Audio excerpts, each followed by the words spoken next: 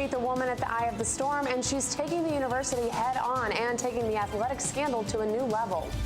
And what's this latest scandal doing to our reputation? We have some answers. And they stopped the bleeding in impressive fashion, but can they keep it up? We'll take a closer look at the heels in sports. Carolina Week starts right now.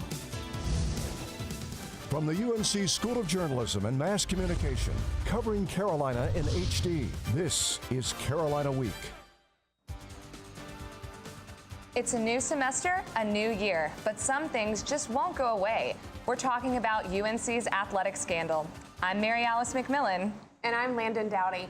It all started with Marvin Alston's tweet, but now a new person is taking the stage. Her name is Mary Willingham. You've heard a lot about her lately, and Delia D'Ambra is standing by live with her story. Delia. That's right, Landon. I'm live in front of South Building, where for the last week, UNC administrators have been reevaluating Mary Willingham's research regarding academic integrity of student athletes in the major revenue sports. I sat down with her this week to discuss her journey since the story broke. First, let's take a look at Mary Willingham. Mary Willingham. Willingham here claims it's whistleblower Mary Willingham's research. You've heard her name for weeks in the news. Academic advisor Mary Willingham is the face behind the latest controversy surrounding the education of athletes at UNC, and she feels the negative effects. There was a lot of hate, negative, death, messages sent to me. I was concerned. She says her biggest hardships have come from coworkers and the university. The faculty meeting was the worst part of it because even though I wasn't there, I was watching it on Twitter, and it was a personal attack on my character. University officials maintain Willingham's character is not the focus of their investigation or actions. Rather, it's the validity of her research. Willingham is holding her ground. The data is the data, and I'm going to stand by it, and I guess I'm going to break university policy or federal law if I talk about it, but the bottom line on it is, if I break a law and I'm put in jail, guess what? I'll be able to teach a lot of people to read. Her data shows that of the 183 athletes she tutored from 2004 to 2012, 60% read between a 4th and 8th grade level, and 8 to 10% read below a 3rd grade level.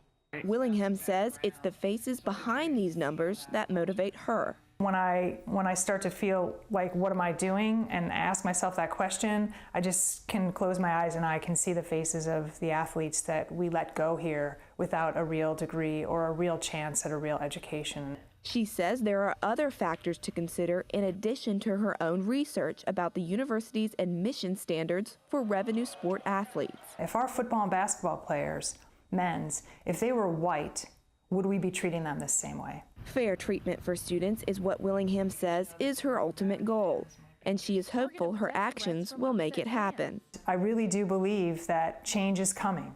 Change is coming, and so I invite any of those critics to get on board. Opening the door to invite her critics with open arms is exactly what she says she'll continue to do. University officials have declined to comment on this story, but say that their investigation is still ongoing. Landon, back to you. Thanks, Delia. That's Delia D'Ambra reporting live from campus. UNC has always been one of the top public universities in the country. And just this week, it was announced we were once again the best value in higher education. More on that later, but what's this ongoing athletic scandal doing to our image, or our brand, if you will?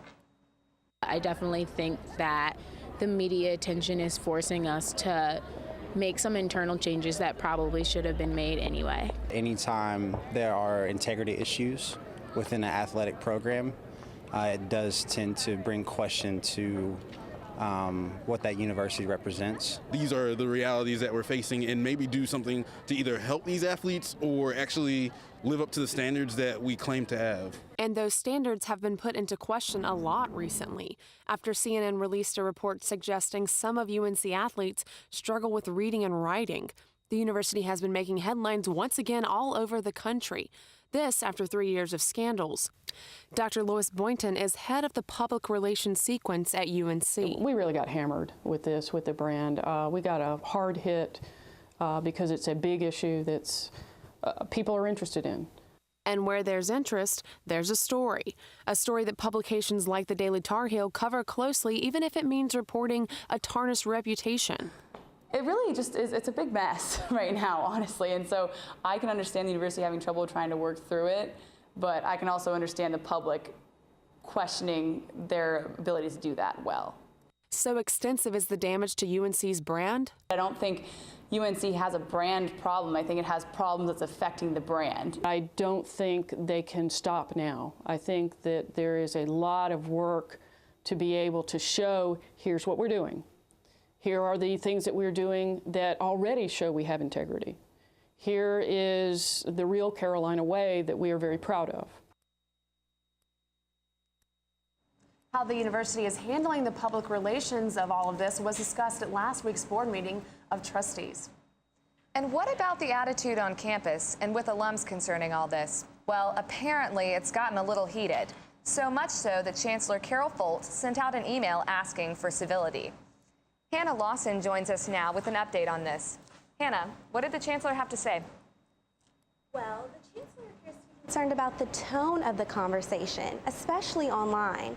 In her email to the university community, she talked about upholding Carolina character. She was particularly concerned about the personal attacks against Mary Willingham and the university. I went online to get an idea of what she was talking about.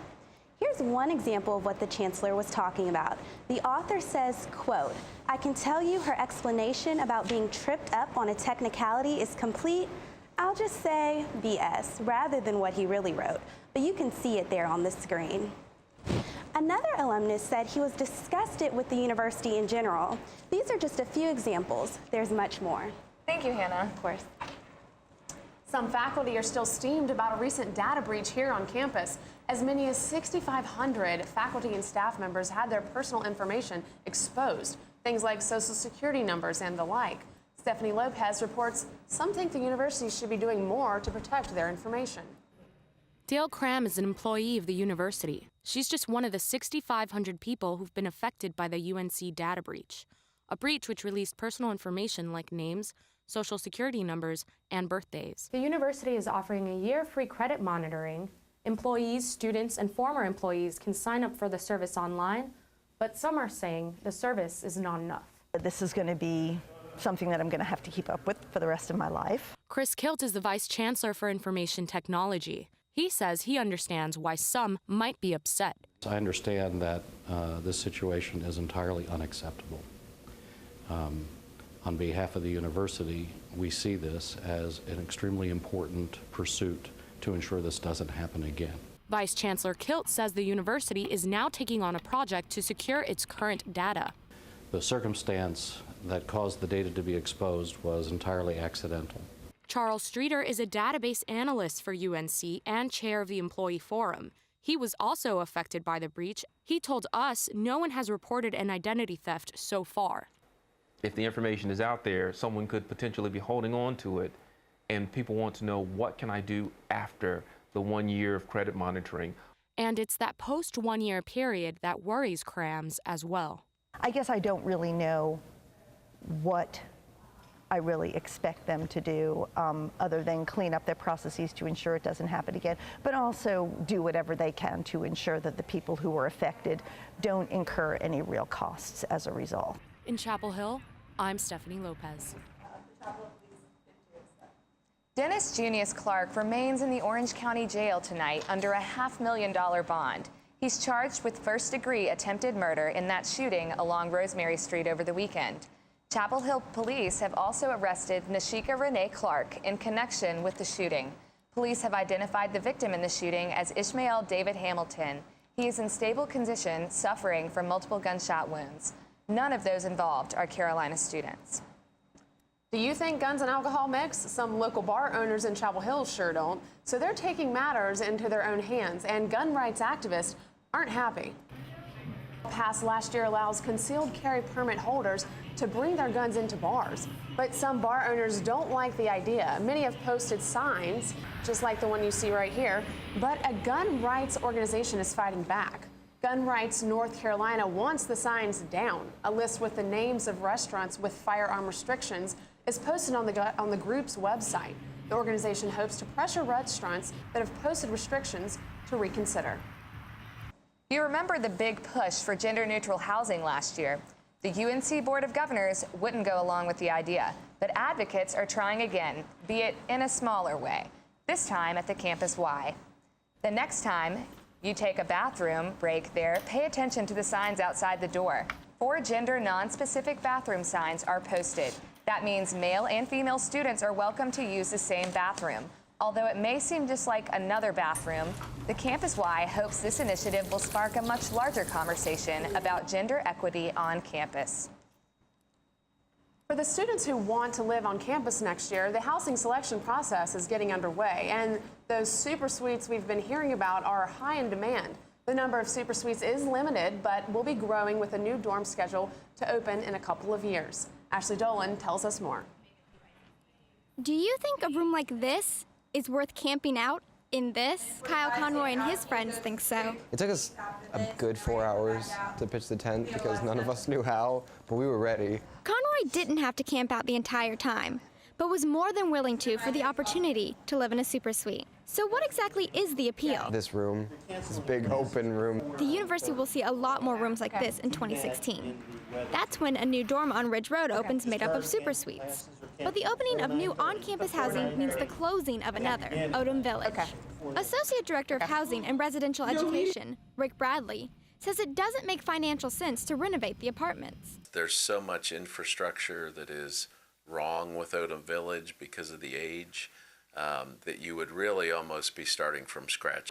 This comes as a disappointment to students like Kelly Pope, an RA in Odom Village. I know other people are as well, because that means there'll only be one other apartment style that they can go to. Odom Village was supposed to close after the 2014-2015 school year. It doesn't meet building codes that require all resident halls to have sprinklers. But students looking for the amenities an apartment has to offer could still be able to live in Odom Village a little longer. We have a project in place that is scheduled to open fall 2016. We'll ask for one more additional year of extension for Odom Village. Still, Odom's days are numbered due to other problems such as some plumbing and electrical issues, not all units having air conditioning, and asbestos underneath some of the buildings. Which means it's out with the old and in with the new. In Chapel Hill, I'm Ashley Dolan. The university gets another big recognition, and we'll tell you all about it. And if you're a senior, it's time to start thinking about that next step. Meeting with a person such as this would be a good place to start. That story coming up. Be sure to check out Carolina Week online at carolinaweek.org. Connect with us online by liking the Carolina Week Facebook page and following us on Twitter at Carolina Week UNC. That's low, that's low. The average text takes your eyes off the road for nearly 5 seconds. Stop the texts. Stop the wrecks. Visit us at stoptextsstopwrecks.org. Here's your check.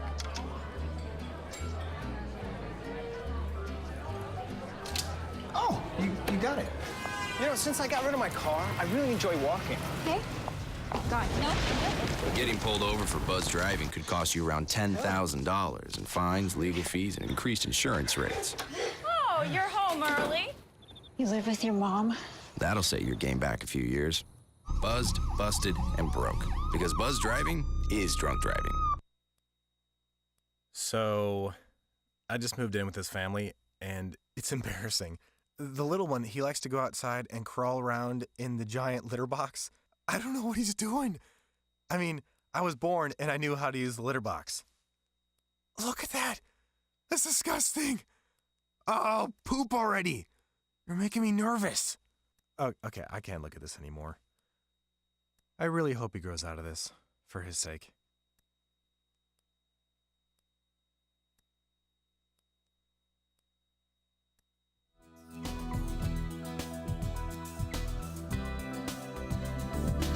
Flagler Business School. No word one way or the other about the possible candidacy for president, although he reminded everyone his mother, Barbara Bush, is against the idea. Bush emphasized the importance of academics and the need for immigration reform. And UNC tops the charts once again when it comes to getting the best bang for your buck. The Princeton Review named UNC as the best value in public education. The final ranking considers the school's academic selectivity and rigor. how much financial aid the schools award, and the tuition. In another such ranking, and for the 13th consecutive year, Kiplinger's Personal Finance magazine named UNC the best value in public higher education back in December. It's time to start thinking about what's next.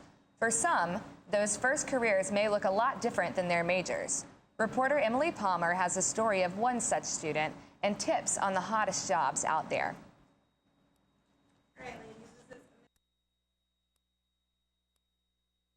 She found something else, something that could turn into a career after graduation.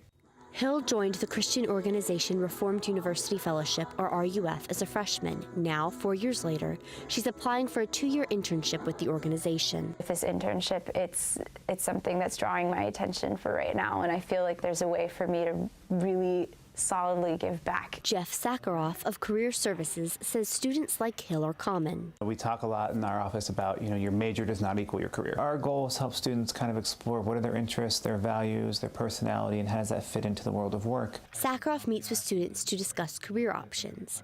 He says students often mistakenly think that when they graduate, they need to find the career they'll stick with until retirement. To try to think you can plan the next 20 or 30 years is very difficult and overwhelming. UNC students are well prepared.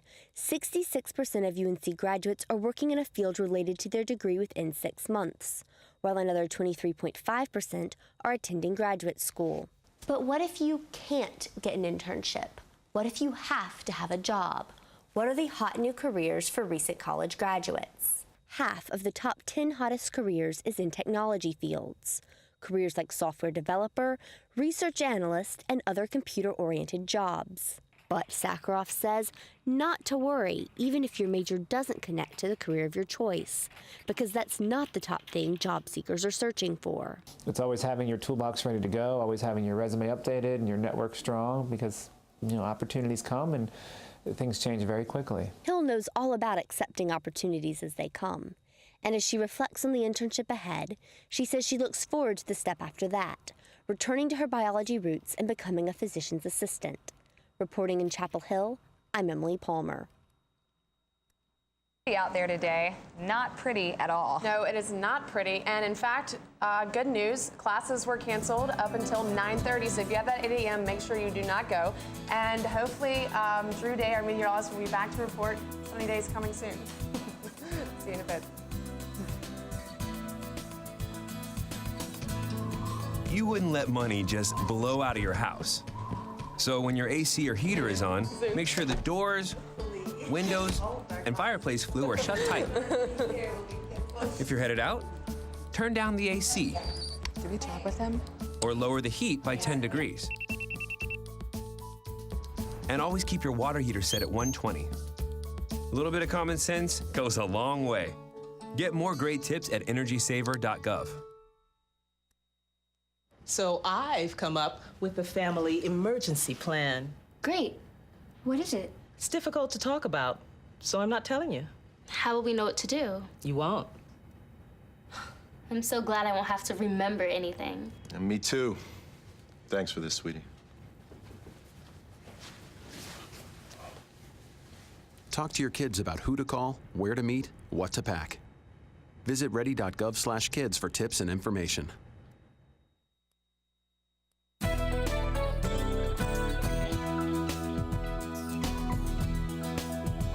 Welcome back to Carolina Week, everyone. I'm Drew Day. Thank you so much for staying with us. We're going to start off your forecast this evening with the winter weather advisory that has been issued by the National Weather Service, and this is in effect until noon tomorrow for all of the counties shaded in blue that you see here.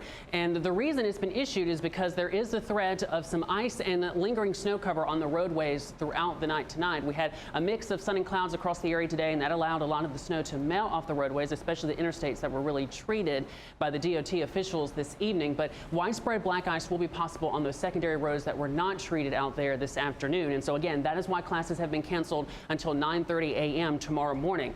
Now, as we take a look at the satellite here, you can see the cloud cover across the state in the eastern portions, central and eastern portions of North Carolina. Again, that's because we had a mix of sun and clouds, and because we didn't have a full day of sunshine, that's what really inhibited our ability to melt off of all that snow off the roadways this afternoon. We'll continue to deal with that throughout the day tomorrow. So don't think just because we're 2 days after the snow event that we're in the clear, because we won't be. There will still be moisture out there on the roadways.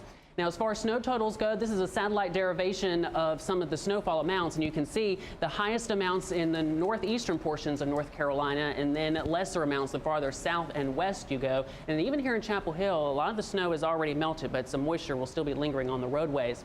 Now, as we take a look at the surface forecast, by 1 a.m., high pressure will be settling in over the area. This is that system that moved through yesterday. It's now pushed offshore, and so when high pressure settles in, we expect to have sunny skies across the area tomorrow. But despite that sunshine, temperatures will remain in the 30s throughout the day tomorrow, only peaking out in the mid-30s. But other than that, that high pressure system will really meander around North Carolina. It won't really go anywhere throughout the day tomorrow, and so that again means sunny skies and no rain or any other precipitation expected for tomorrow.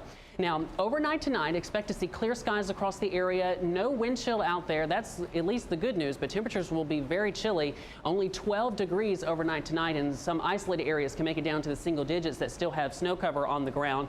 And as we take a look at tomorrow, again, temperatures peaking out only in the mid-30s, but that wind chill will make it feel like 20 to 30 degrees at times. So make sure you have that jacket when you do head to class tomorrow morning. And as we break tomorrow down just a little bit further, teens to start the day, and then we'll be in the 30s by lunchtime. But by tomorrow evening, temperatures will be back below freezing. And because of those clear skies, tomorrow evening temperatures will be cold once again.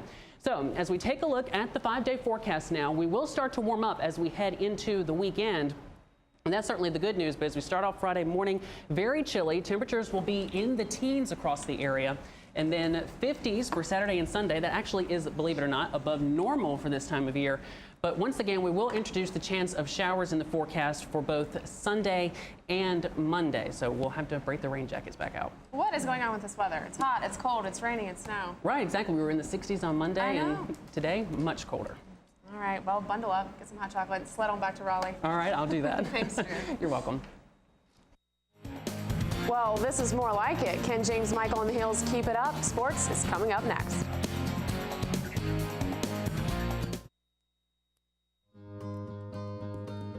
You always made sure I brushed my teeth. You told me that smart was cool. You always told me to dream big. To all of those parents who took the time to make raising their children their most important job, we'd like to say, thank you. Thank you. From the bottom of my heart, thanks, Mom and Dad. This message is brought to you by the U.S. Air Force. A diagnosis of breast cancer changes your life forever. She told me I needed a mastectomy. I was scared, absolutely in shock. But you need to know that you're not alone. There are teams of medical professionals, support groups, and therapists, and those who can help you plan for life after cancer. Before you undergo surgery for breast cancer, get the facts. Make sure you know your breast reconstruction options. For more information, visit broaddayusa.org. The environment is my passion. Every day, I live for the outdoors and all of its challenges. That's why I enlisted in the Coast Guard. Now, I serve to protect the environment and defend my country.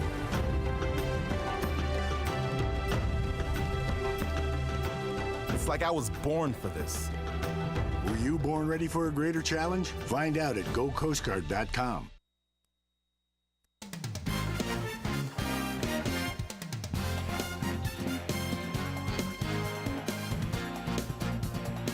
Welcome back to Carolina Week. I'm Nicole Comparato. The snowstorm made it a tough commute for the Carolina basketball team on their way to Georgia Tech, but they made it, and they'll face the Yellow Jackets tonight at 7 p.m. But which UNC team will show up tonight? We'll see, as it certainly has been a bumpy season. UNC basketball has been hit or miss all season. Hit and miss. Hit and another miss. But Sunday night was time for another hit as the unranked Tar Heels beat the Clemson Tigers 80-61 for the 57th straight time in the Dean Dome. That's the longest home winning streak by an NCAA Division I basketball team against another. I think, a lot of guys are starting to buy in, and everyone's starting to realize that every night, every day, we got to come ready to play. McAdoo certainly came ready, leading the team with more than 20 points for the 5th time this season. I just kind of felt it today, to be honest with you. God is good. My teammates, were hitting me, and I feel like I was just in the right spot at the right time. Players are hoping this win can be the momentum to push the team past the season's bad performances. We just played hard, so you got to look at that and see it's a positive feeling around the locker room right now. And why wouldn't you want to do that every game instead of having to let up? And that fire was seen earlier in the season when the Heels beat then number 3 Louisville and shocked the country when they beat number 1 Michigan State. And that was just a few months ago.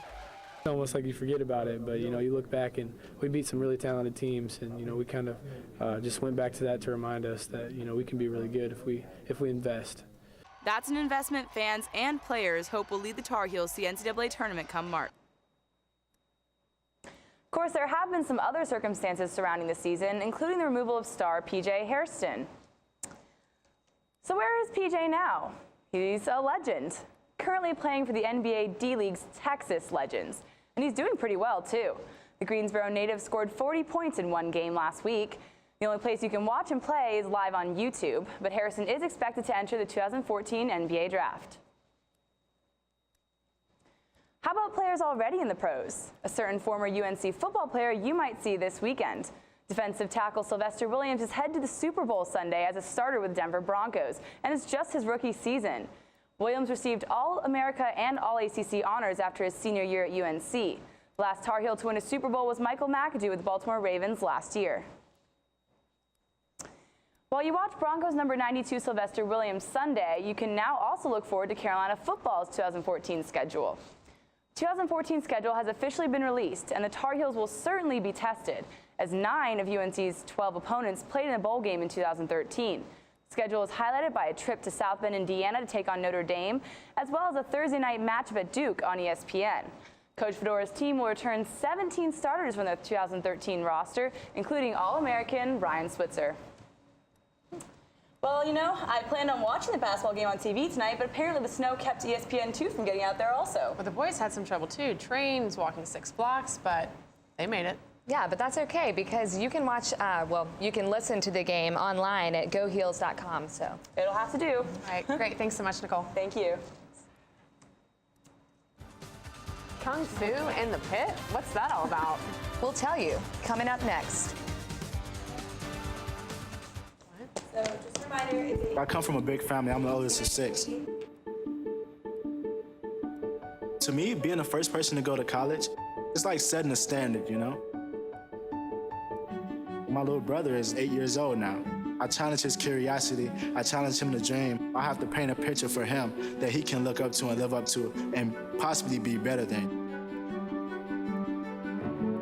My name is Jaquez, and I am your dividend.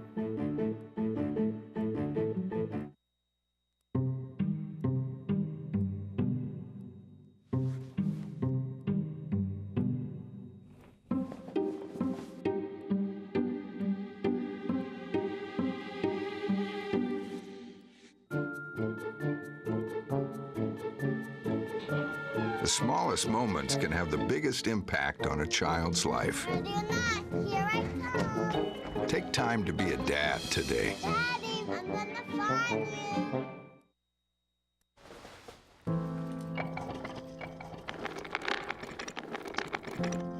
Maybe he's really focused. Hey, Michael. Michael.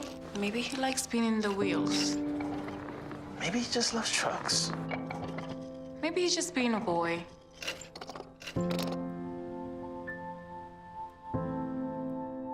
Preoccupation with objects is one early sign of autism. Learn the others today. The sooner it's diagnosed, the better.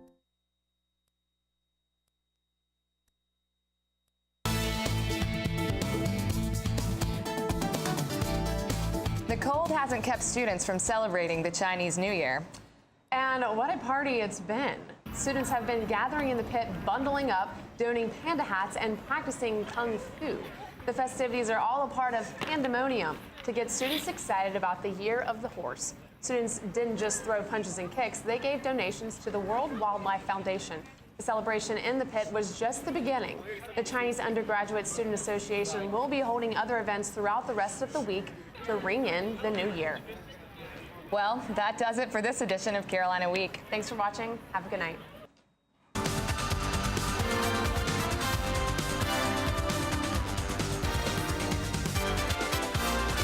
Oh, the snow's pretty.